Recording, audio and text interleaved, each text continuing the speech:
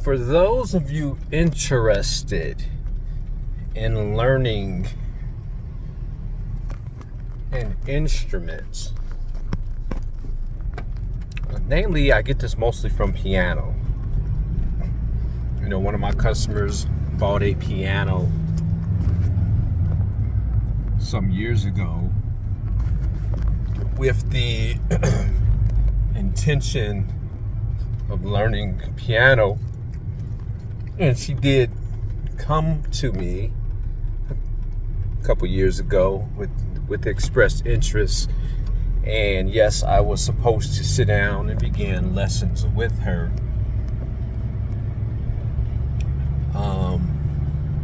She has not mentioned piano again. You know, that could have been my fault. That could have been my fault.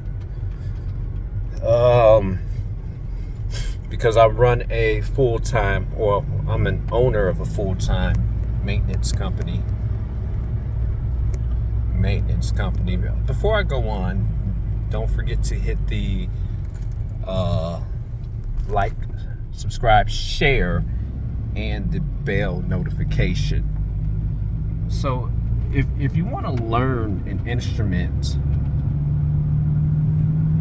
namely the piano, because that's all I get. I want to learn the piano, or maybe I get less guitars than I do piano, maybe because people figure that the guitar is more intimidating. I don't know. But how hard is it for you to learn piano when you're up in age? If I had my keys in front of me, I would sit down and tell you, I would actually play you the first song that I learned, or that I embraced. It's Tender Love, written by Jimmy Jam and Terry Lewis. Force MDs performed it. That was my first song. And I was learning that song because my beloved wife, say hello if you're watching, you know, she liked the song. And I was like, I'm going to learn this song for her. You know, I'm going to play it. And as I began to learn the song, I actually began to learn the song for me. But what was my journey? Now, mind you, some say, sources have said, they always remember me playing the piano, and you know, you're so good at the violin. And now here's my take on it. Even though, and this is what I tell people about their children, even though I had an immense talent to play by ear, my sight reading was going everywhere. You know, it's going good. There's still a lot of kids that if I mention their names and they're adults and they see this video, and I hope they're still going, that could play me into the dust. That could play me into the dust. There was this one girl, and her name was Patty. Her name was Patty, and Patty was good. You know, me and Patty used to attend summer school together playing with one of my friends named Mark. You know, and I know some of these individuals to this day. Mark's no longer playing, and I hope Patty, if I could remember her last name, you know, and I met her going into high school, and she was part of the drama club, but I guarantee you, she was playing better than me. There's another girl named Susan, you know, and these are all elementary students. Another guy named Matt, who was good. Matt was okay, but Matt got tired of the violin and went on to play the saxophone. These children that I mentioned had a, you know, I'm not gonna say if they were talented or less talented than me, but sometimes when you have somebody that is talented, they don't really have to work they feel that they don't have to really work at their craft. Even though my brothers and sisters said, Josh is just screeching away, playing his violin, doing this, doing that. That I was. But the children that I mentioned, they probably had to do it more. More. I was so focused on being bad, being mischievous. I remember when we were having a concert and I was supposed to play the first violin piece. I was pushing another kid off the stage. I was horsing around, and my parents saw this. And they took me out of the class. He's more focused on being mischievous and chasing other kids and doing all those things.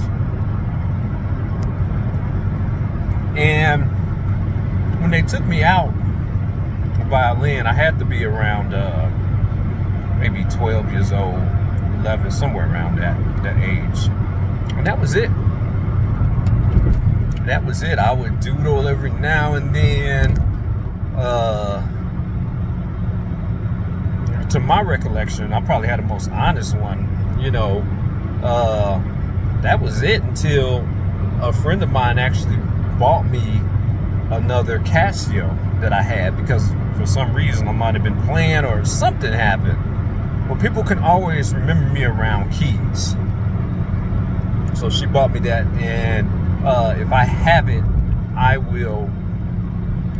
play on it. But I really didn't start diving into piano playing until my wife said hello, expressed interest, and I was like, man, I'm gonna woo her. I ended up wooing myself. I ended up playing and not turning back.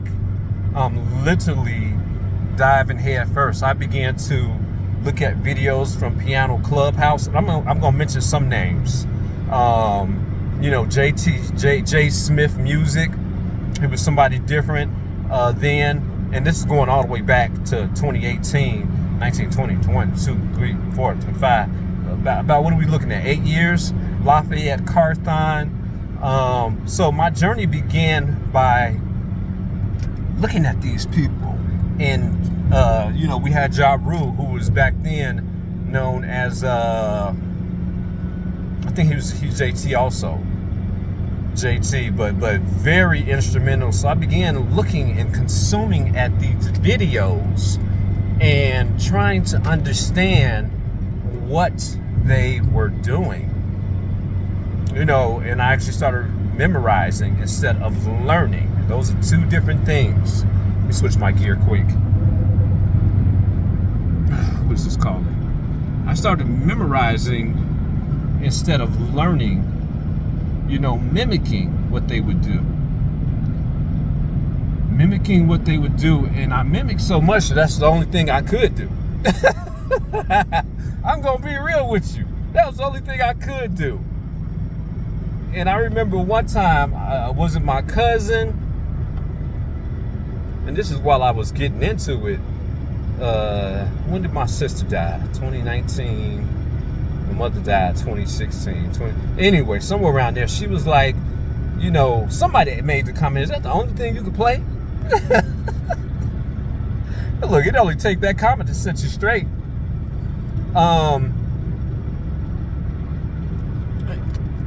The first thing I did is I had to hunker down and get really serious about my plan. And I put my money where my mouth is. And I invested in a classical pianist of over 60 years. Shout out to Cynthia Harris. And I invested in her in 20.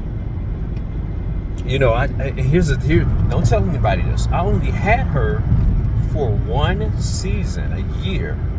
Became her roadie, and I invested in her, and I think she was $65 a week. And I would go there, and I would absorb, and began to play, and soon COVID hit, and I had to stop the lessons. But I was already rolling. I was already on an upward trajectory where she was like, wow, same thing happened as when I was a kid. You really got a great ear. You really have this. Same thing. The gifts of God come without repentance. And what I did from there is I really became, you're going to hear me say this again, consistent and intentional in my playing. Where you got to see a lot of beats, a lot of Akais, a lot of Yamahas, a lot of keyboards. Cause, I got a BeatStar subscription. I delve head first into music. Another guy, I'm going to mention him, Corey with the Skilled Musician, started learning and paying a subscription. I probably had over $150 worth of subscriptions. Started buying the material and pouring into them. And there was a season where I would spend a season just soaking in the knowledge.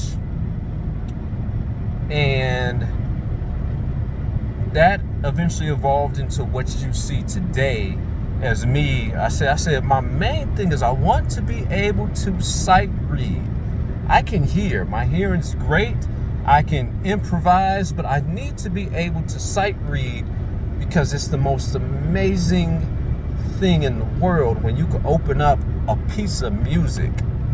When you guys saw me do Human Nature, I began playing that by ear first,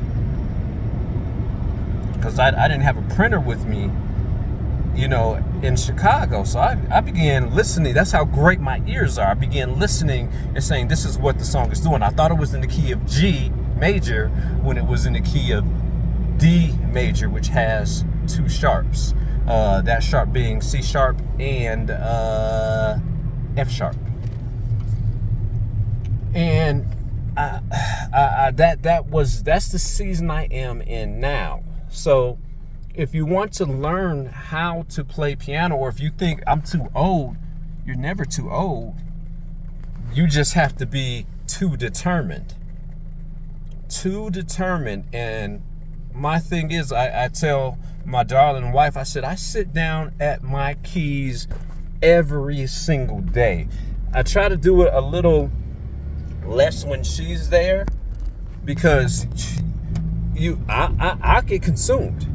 I'll get consumed. I'll be like, shoot, I'm running late for this. I'm not running late for an appointment.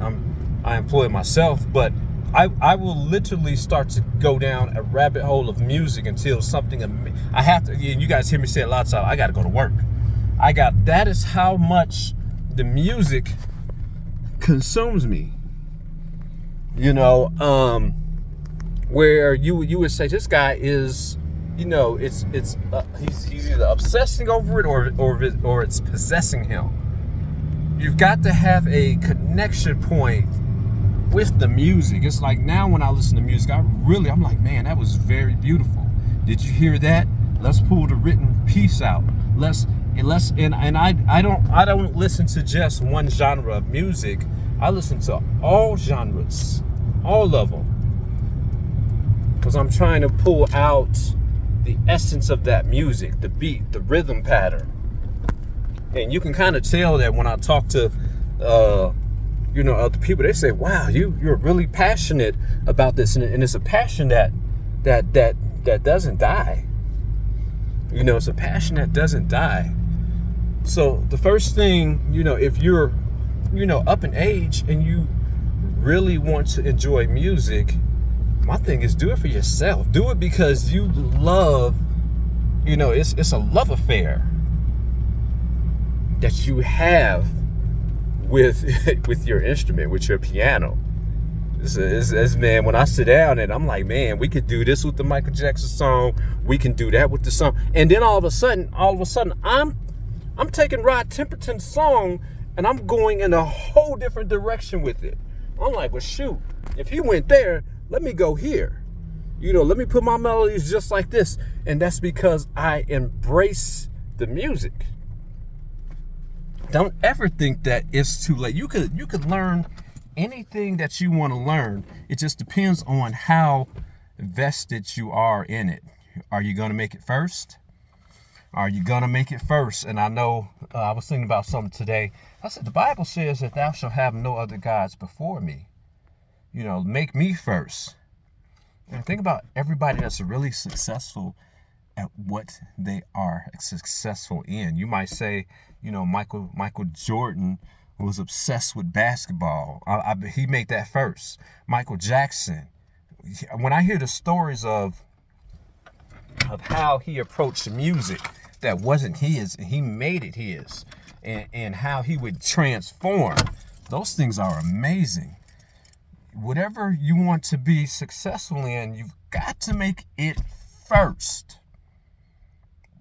You got to prioritize it first. And I know that's going to be a hard thing to do, especially if you're in a relationship. You almost got to become selfish. You got to become selfish where you got to block everything out. That's why I try to do stuff when my wife is gone or not there, because I know I can be there for hours. You got to make it first, and you've got to live where your success is at. I've literally got to live where my keyboard is. Literally waking up, touching it, waking up, doing this, waking up, talking to it, putting my ear close to it, seeing what are you saying. It's almost like you would think I'm talking to it. Now we're going to get into some spiritual stuff. Stay tuned for more. Again, don't forget to like, subscribe, and hit the share. Like, subscribe, hit the bell notification, and share if you found this information good. And stay tuned for more.